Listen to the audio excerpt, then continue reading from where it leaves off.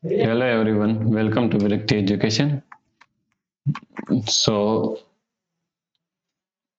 7 minus 7 is equal to 0. Then again 7 minus 7 is equal to 0. Now 0 multiplies 0 is equal to 0. But this answer is completely wrong because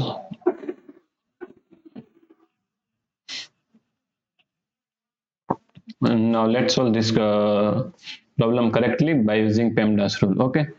So PEMDAS means P means parenthesis, E means exponent, D means M means multiplication, D means division, A means addition, and S means subtraction.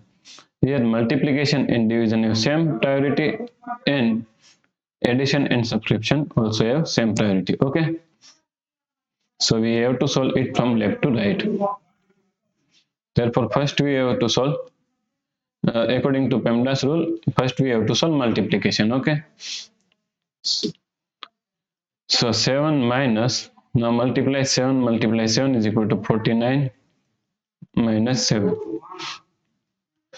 Therefore, 7 minus 49 is equal to minus 42 minus 7. Now minus 42 minus 7 is equal to minus 49. Okay. Therefore, the correct answer is minus 49.